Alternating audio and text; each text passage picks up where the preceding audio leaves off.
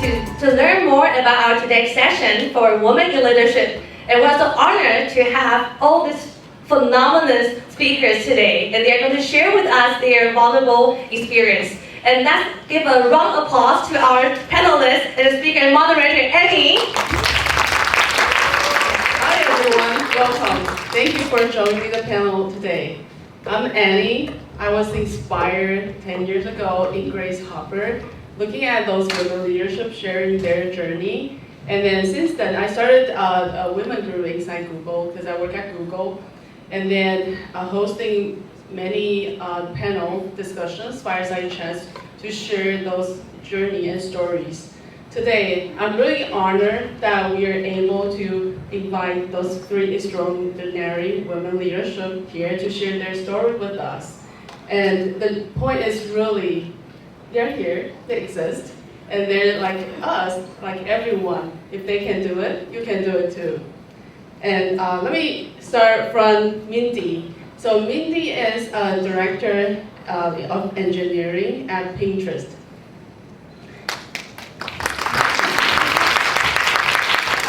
And then in the middle is Corine. She's a senior director of UX at ServiceNow. And then last but not least, we have Tessa, an Edge director at Google. All right, we are going to take a picture with you all. So I know this is kind of interesting. What should you do? Oh, yeah, you go here. Okay. Say cheese. Everyone move forward a little bit. Yeah, get closer. So everyone can get in. We can move backward. Yeah, we can do it. Cool. Everyone. Yeah.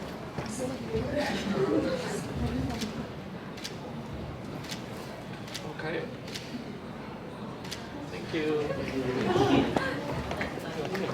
This is the first panelist, right? I have posted that have this photo sessions.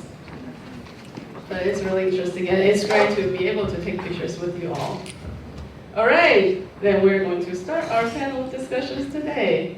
So why don't you share your journey from a new grad to a leadership position today?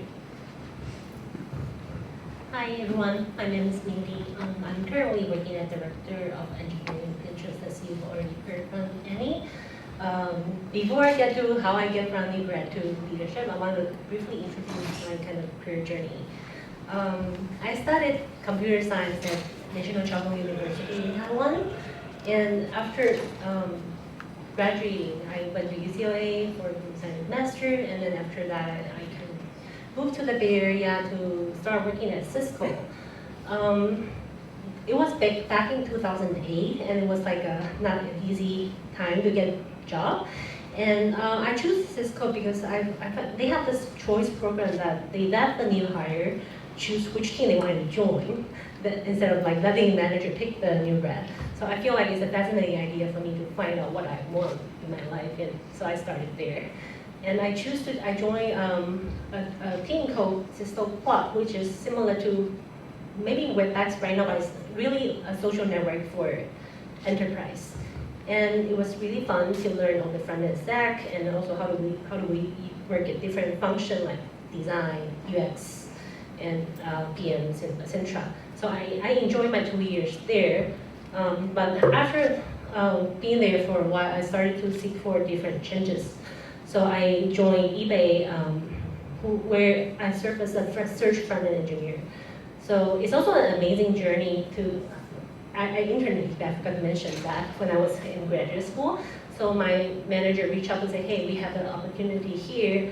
Do you want to come? And I was like, yeah, I'm interested to kind of disrupt the eBay stack with newer technology. So I went there and started to work on search front end. It was both like good and bad journey for me. Like I feel like, yeah, the system is so big, it has so many teams that I need to work with. So, and also it moves very, very slow because it has a lot of kind of necessary process in place. But I was like not really fulfilled with the pace that was moving. So after 2 years at eBay, I joined one of the colleagues I work at with eBay to a startup called House. House was a very was a very small startup back then, and then it has 30 people in total, and I'm probably the 10th engineer. So it was super nice to grow from at then I'm more like a senior IC-ish position. You joined as a senior?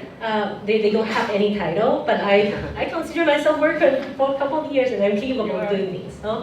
So I joined there as a more senior IC, and as only 10 engineer, we are very key. Everybody is key to the company, right? So I have a lot of growth in that position. I grew from IC to manager to senior manager to director of the consumer team. Later on, I also started COVID hit, and then we started a Taiwan side. And as a side lead, I grew the team from 0 to 100 people, and we also established an entity. I call that a good accomplishment of myself. Yeah, and back then I also switched to a different domain. I was doing consumer, and then I chose to switch to marketplace, which is more key for the company's revenue. So that led me to my later job of Pinterest, that I'm currently leading merchant, which is also their digital commerce, core to their digital commerce experiences.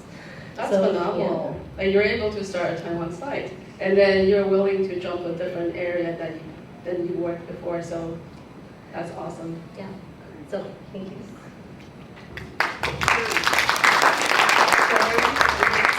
Mind sharing your story? Sure. Hi, I'm Corine. I'm a Senior Director of Product Design at ServiceNow. In my current role, I lead a UX team responsible for AI and platform initiatives, where we try to embrace the productivity of our customers and enhance the platform's capability to deliver a better experience. My career has taken me through some interesting jobs. In my previous job, I was the lead designer for Google Gemini. The area I led was extensions, education, and multimodal generation.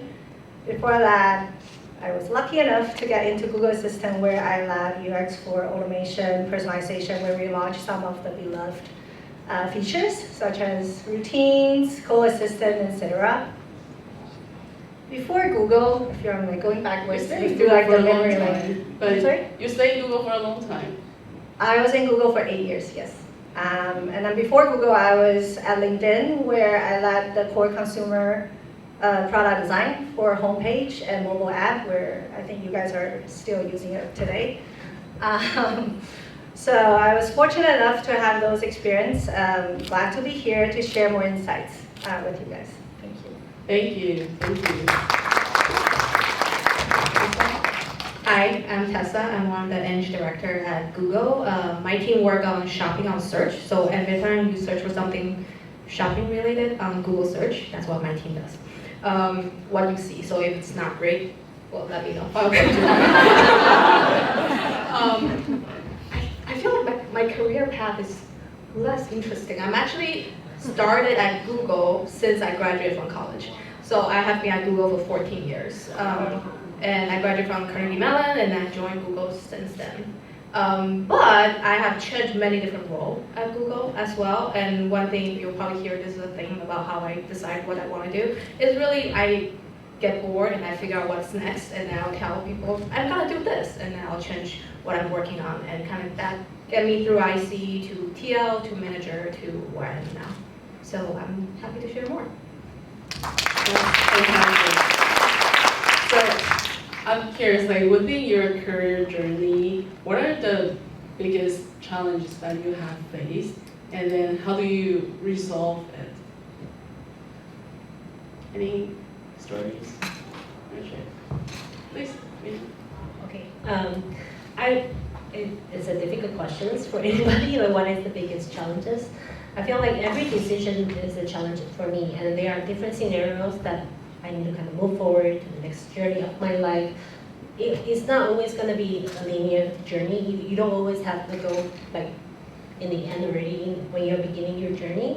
But I feel like it's just like we wanted it to, at least for me, I wanted to be seen, I wanted to be recognized, I wanted to be bigger than what I am in different scenarios.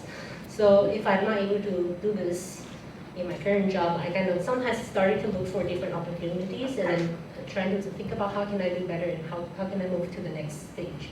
It's not always like improving yourself like a very flashy thing that I just mentioned. Sometimes it's about financial stability. Sometimes it's about like you want to have families, you want to have life. But to me, it's always kind of like what triggers me for a career change is like I want to be better, I want to be seen, I want to do things that I love to do and I enjoy solving. But how do you find that moment and make the change? Find the moment to make the change. Oh.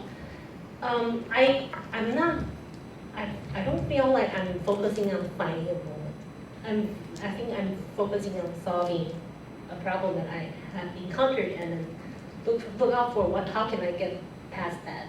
I'll use this as a very good example as like how I become a manager. I'll talk about that briefly. I have been kind of doing IC, and I feel like I'm gonna do IC for my entire life. When I first started my career, I was like, why would I want to be a manager? But when I was at house, and then the team was small, and then later on the team had grown bigger and bigger, and they needed to scale.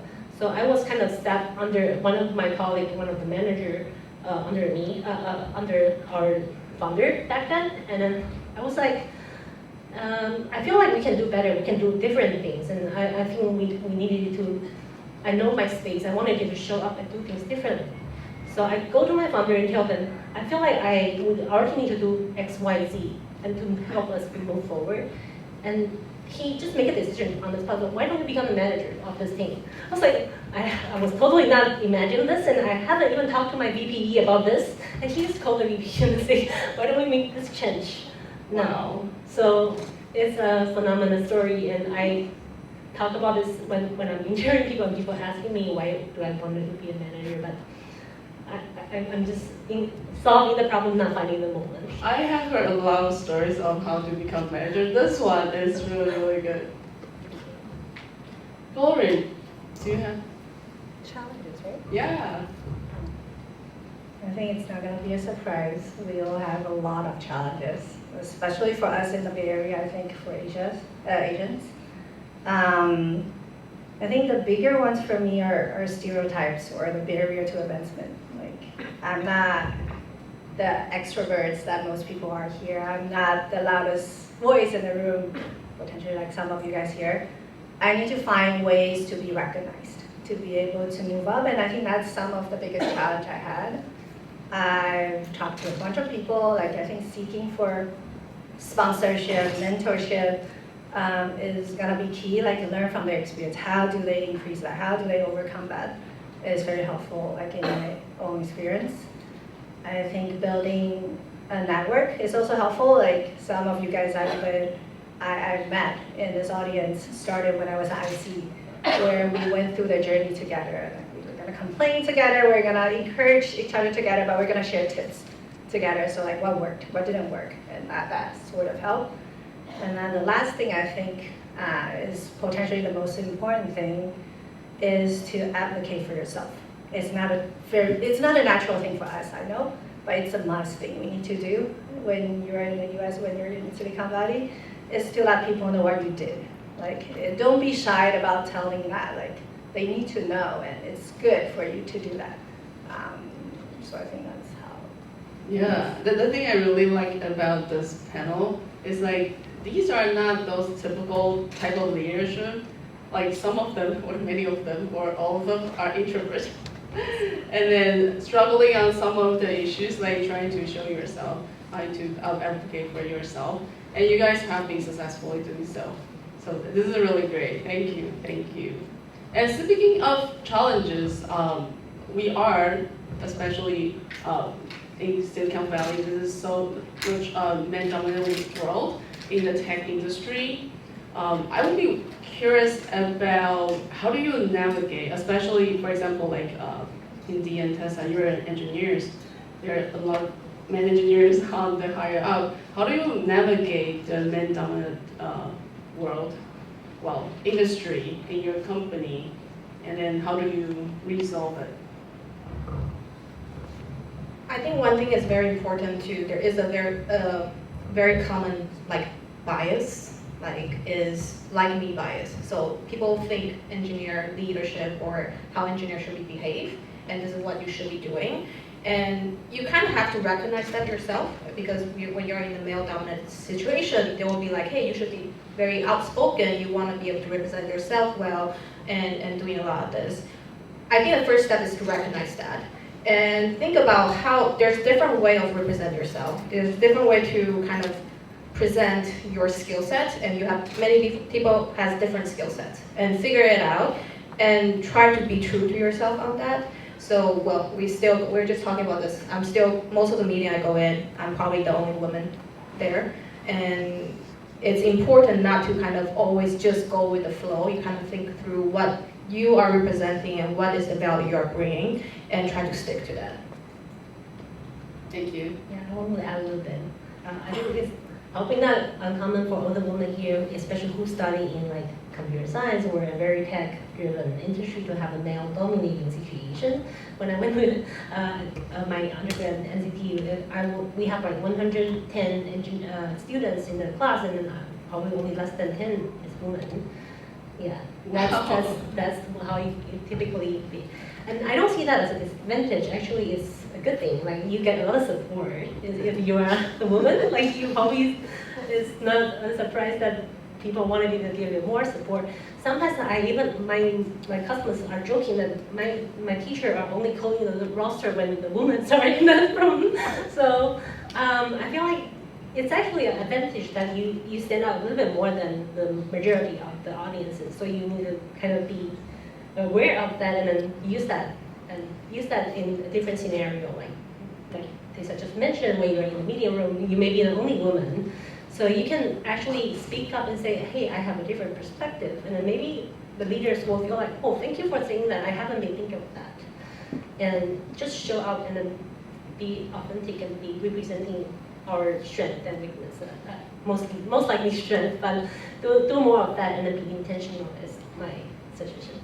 Speaking of that, I just want to add a little bit, like, my manager, a director, she's also a woman. She shared that in some of the meetings, it's always like, oh man. And then you need to call it out. Like, you need to share that, well, I have my hand raised for a while. And then it was like then discussing, and then she was like, my hand's there.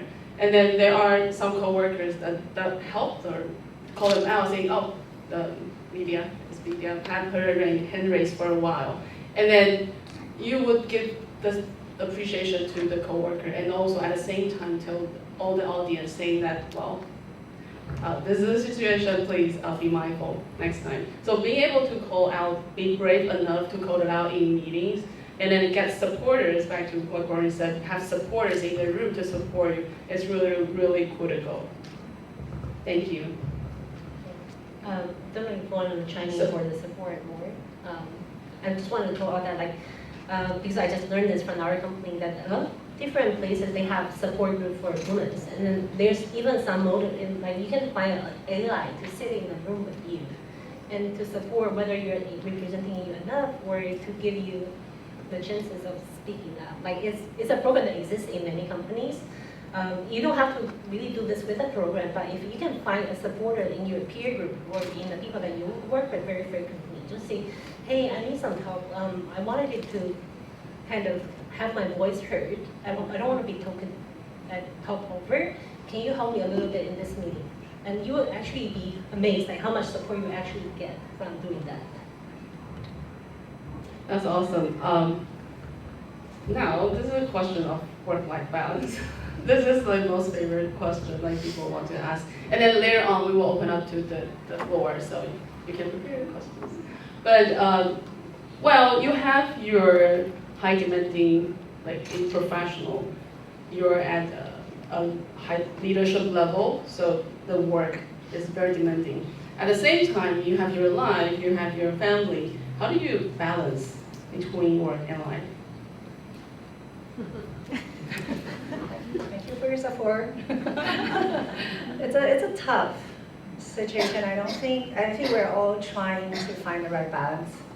And I like something you mentioned to me the other day. I think balance means different things for different people. I think first you need to know what you want, like what you're trying to achieve during that time. Hence, you can figure out how to achieve that. once you figure it out, I think it's important to stick to it. If you know, for now, career is the goal, stick to it. If you know family is the goal, you stick to it. And you figure out how to achieve it. You talk to your managers, you work with your team, trying to delegate, trying to prioritize. Potentially take a more sideways role, that's an option as well. Like in my career, I'm not always working on the most shiny things. Like there are different goals. When I was pregnant, like I don't want to do it because I can't strike the balance of doing good at work. So I talked to my manager if there's a role that's better fitted for me during that time, and we did that. I think the other thing, Is work your current focus? so work is my current focus, but I think I'm lucky enough with the years of experience, don't want to share the age too much. I realized I figured out a way to achieve it. And I think it's like back to Tim was saying is stick true to yourself. Like if this is what you want, this is what you want. And it's fine if it's wrong, like we're gonna change course later. But if this is what you want, we're gonna try the best to achieve it. For me, work is important, and I'm gonna work with my partner. So my partner is gonna spend more time with the kids. We have a very balanced schedule because work for me is gonna demand longer hours sometimes. So we actually have a very structured schedule where like Monday, Wednesday is his turn. Like he's gonna take the kids, he's gonna bat the kids and cook dinner. And on Tuesday, Thursday is my turn. And so I can sort of shift everything to the days that I'm focused at work, and I let my coworkers know. Like for those days when I'm at work, I owe yours, but for the other times, too bad. You're gonna either wait for the days to come, or you're gonna wait until my kids are asleep. Like that, and I can do it. So, yeah. Yeah, I think priority is the key, right? Like I think we all prioritize our work, like every project, what you need to do every day. And you need to do the same thing with your life in some sense. I was just telling Annie, like I use this analogy, I think everyone probably, if you ever listen to people tell you how do you save money? Save money 101 is you put the money you want to save out of the way first before you start spending, right? That's why you do all the deposit and all those things. I actually think of it the same way of like, if I have a prioritization of this is the time I do want to spend this much time with my family, those is set aside first. It's blocked off on my calendar, everything is set aside, and that doesn't have to compromise. And it does change, like for different time period in your life, that what you want to do, like you might be working really hard for that promotion and you'll let yourself spend more time and kind of achieve that, but overall it's really to find out what is your priority and how you stick to that and make that work. And really stick with it, not trying to make compromise as it goes, is quite important. And like for me, I don't work on weekend. That was a rule. It's almost like 6 years at this point. It will never, my phone, everything is always like not even get any notification at all. Nothing really, Google, no one gonna die, hopefully, if I'm not answering my phone call at this point. So, so it's actually, like sometimes we overthink how important certain things is, and try to give that space for yourself is always like the first step. Plus one, you both mentioned about prioritization. Mindy, do you want? Actually, my approach to work-life balance is slightly different. I think I wanted to tell myself that I can be fluid. Like I don't need to do everything all the time, and I do things that I'm better at. And hopefully, you are lucky enough to have a half that is doing something that they're also good at, right? And looking at us like the women who are making an effort to join there, they probably have supporting each other to take care of the rest of their family. So I wanted to tell myself my inner critic to say it's okay to not be perfect in every aspect, and you need a support from each other to lean in more to do that, right? That's like similar to the quality time with kids. You can cook dinner for them every single day, take them to bed every single day, but what happens if you just cannot make it that 1 or 2 days you attending an important meeting, you're getting good in presentation? They probably learn from you than just like feel like they really miss you for those 2 days. So I feel like 10 you're in a guilt and inner voice to tell yourself you're not good enough is how you should look at like work-life balance. Because yeah, like things are fluid. Like when they need you more, you can definitely take days off from work to say, I just need to give my kids attention. But other times you need to give your work attention, and you should show your kids or your family that it's important for me to do this now. And so they will learn that it's important for them to do something at one point, and they know how to prioritize that. So I feel like it's a little bit hard to describe, but and also you really need to be lucky enough to have a partner that work you out with this is team sport. But just I wanted to acknowledge that the fact that. Yeah. Close one. I actually gave a talk in my team saying that how being a parent made me a better manager, because now I'm better at prioritization, because like weekends I just can't work.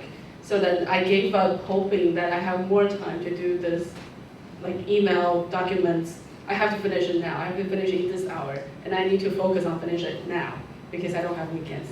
And then also be fluid, be more flexible. Like a lot of times people are so caught up on, I want this engineer to do this, or I want like, how can you do this better?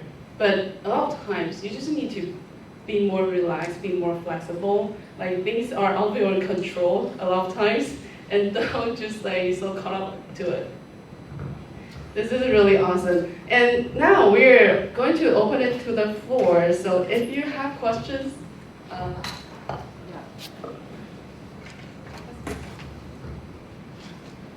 I'm really honored to meet all of you, and thank you so much.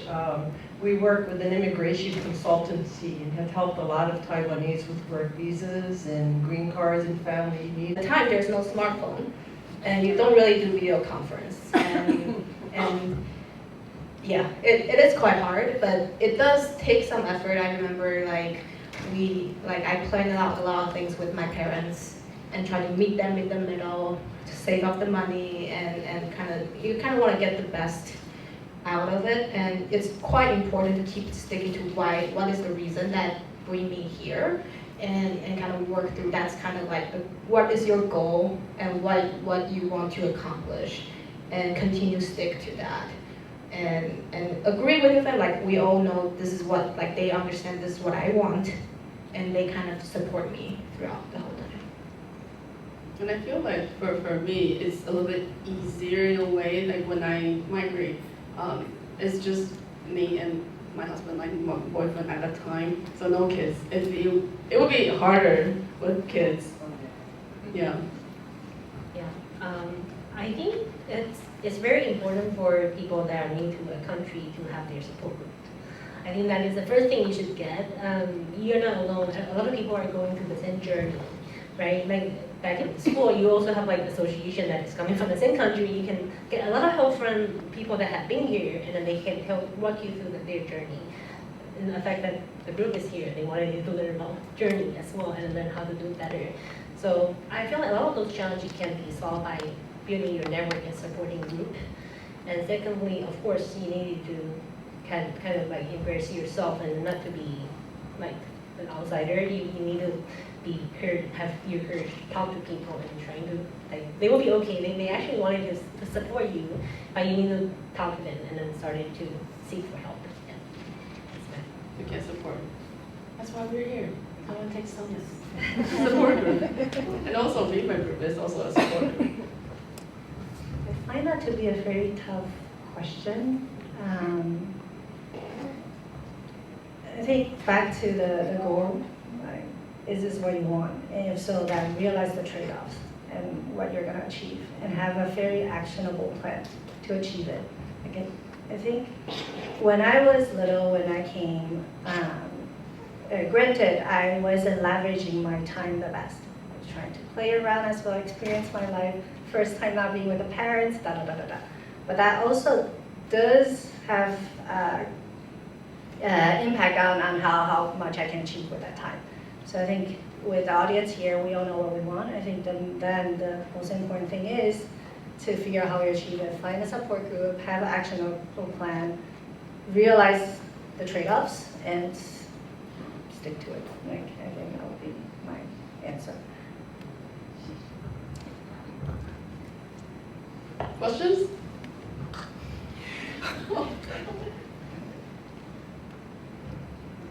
Okay.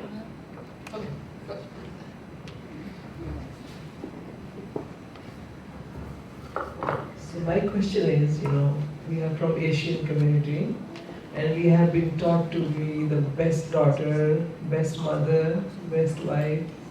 And in that journey, most of us forget about our me time. So that is what, I would like to have some tips from you, like when do you care about yourself and how do you do that? That gives you pleasure about yourself. Because this is a topic I have focused recently. And not like, I feel like, yeah, we often wanted it to be perfect, I'm consciously trying to just move forward with it. Or I'm happy to tell my husband that, sorry, I don't want to make any decision right now, you take a call, right? So just be vulnerable about like your self-care, because I don't have the energy to do anything, to make a decision. And secondly, is also talk about your inner critic about like, you're doing well, you are good enough, you don't have to go stress about this, you can take a break. You can go to sleep a little bit longer in the weekends. Well, the kids, although maybe they're watching TV, it's fine, it's not every day.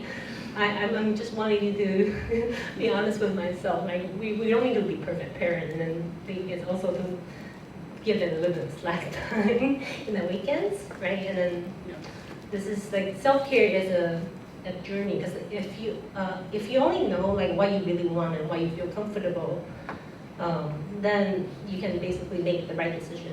There's no right or wrong decision, but make decisions and move forward with your journey. Thank you.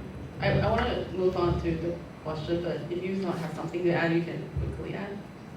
I was gonna say, like, you're the one who's gonna care about yourself the most, and you're the one who has the most control about how much you spend on yourself.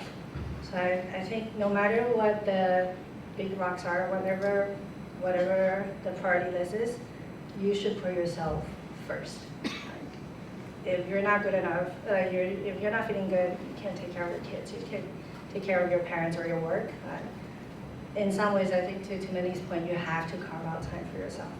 Call it selfish is fine. Like, we should be selfish about time needed for ourselves. I sometimes hide under the blanket doing something, my kids thinking I don't know, sleeping, or like I'll go out and then have a half afternoon. Just tell my husband to take care of my kids, I can't deal with it. I need an afternoon for myself, I'm going to go do whatever it is, but do that. I think it'll help reset everything too. Yeah, I think big plus one. The thing to think about, and to a lot of things media and folks are saying, is if you zoom out your life, right now this moment is very small, right? Like any mistake is actually not that big of a deal, right? Like your kids is gonna grow up, they're gonna turn out fine, even if you're not there in the afternoon, right? Like it's totally fine. You have to think about yourself first. Thanks. Questions?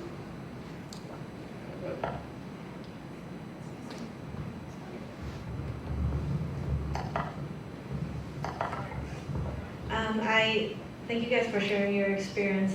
I just wonder, have there been a recent experience of more junior women came to you guys for like being their sponsors, and what did they do right in that ask?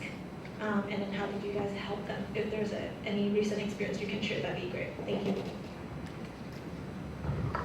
Yeah, I have the experience. Like, so in my org or in our broader org, we have some program to support women to grow to senior leaders. Like senior IC is not even mid-management track. We'll have separate track for senior IC. I'm sponsoring one of my team member, but I think most of the time when the mentorship relationship happens, the mentee might not know what they want. They just wanted it to get advice and get help. And I feel like what I wanted you to do in the first step of the sponsorship and mentorship is to listen, right, and encourage them to talk, and share, and be assured that they are doing very good, and the fact that they are stepping up and asking for sponsorship is already a big step forward, right? And a lot of times they are actually better than what they think themselves are.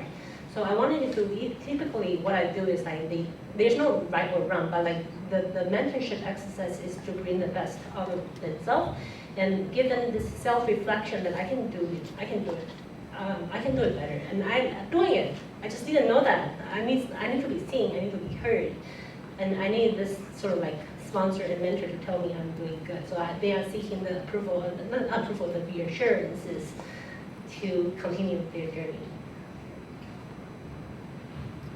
I think for sponsorship, like there's a difference between mentorship, sponsorship, and coaching, right? For sponsorship, it's really that I do need to know this person. So normally when people come to me, the first thing is to talk to them. I want to understand their journey. What are they looking for? I need to know their strength and their weakness. Sometimes it does start.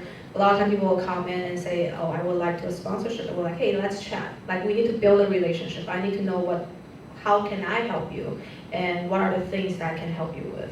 So normally I like to start, and I encourage everyone, like to share what are you looking for, and sometimes from that conversation you're like, oh, actually I'm looking for the other thing. It's not what I actually think about.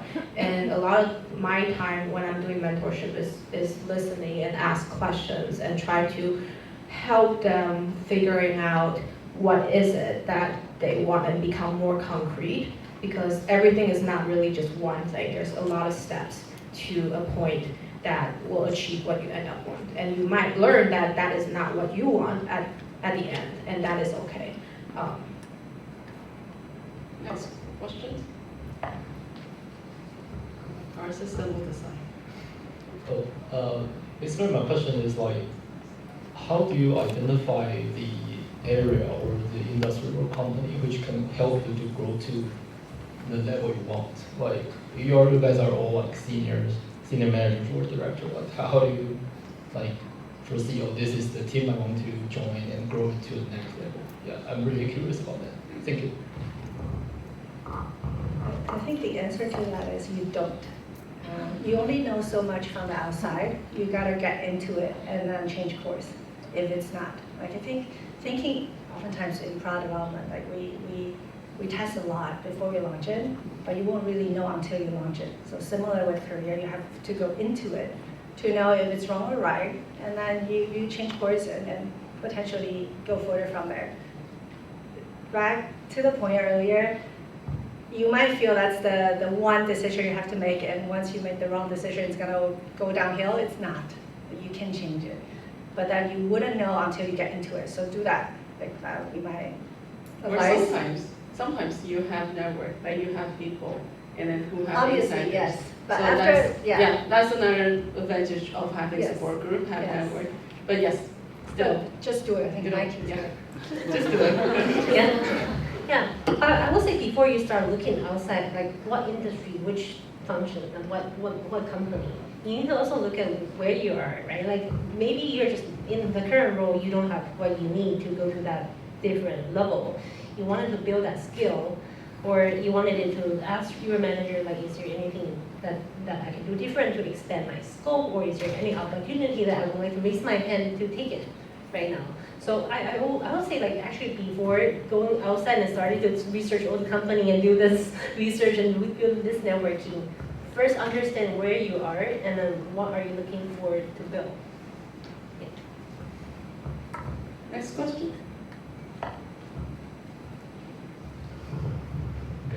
Thank you for sharing so many interesting tips, and thank you for showing up. And I was really surprised I'm a minority here. Feel good to be a minority here, so give yourself a lot of applause.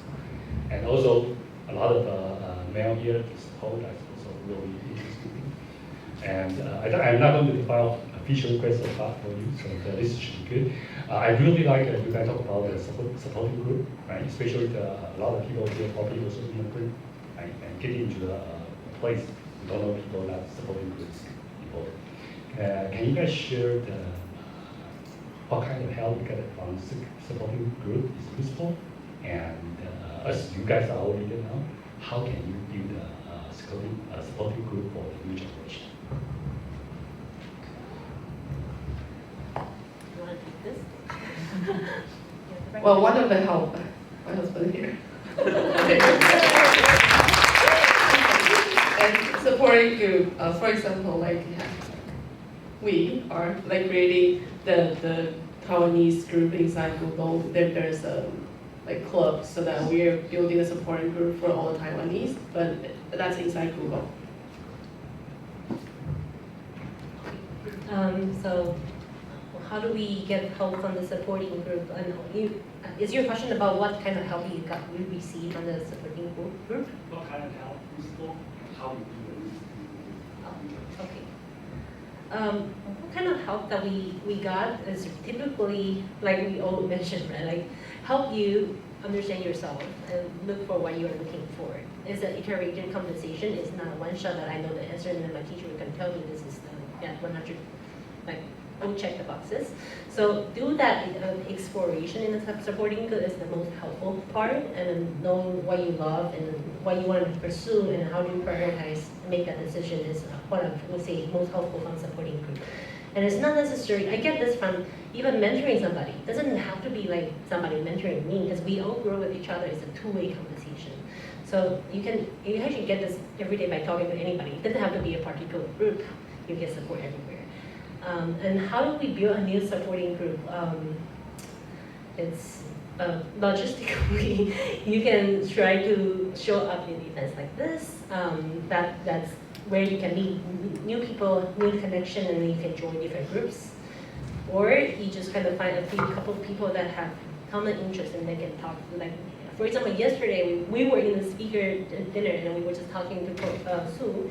And then there's so much valuable knowledge that we can share with each other. We are in different functions, but we are all in leadership. So we are talking about, let's just create a line group or even like a chat like afterward, and then we can start to build more support for each other. Yeah.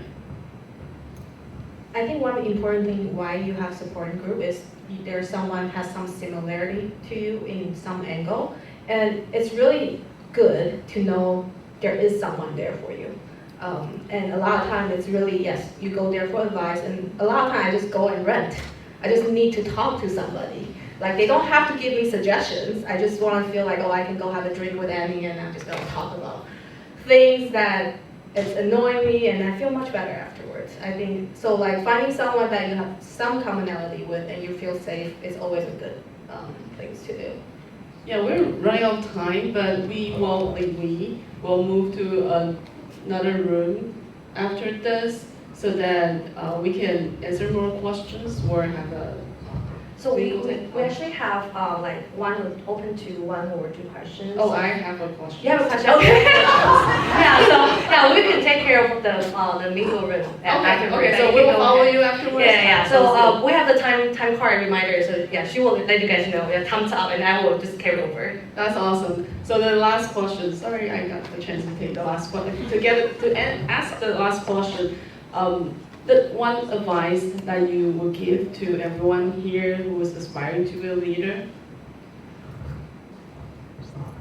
I'm gonna take the easy one. Well, we kind of talk about this a lot. Really, like be yourself, what you want, and be clear about that, and make everyone work for you on what you want to accomplish, and not the other way around. Really.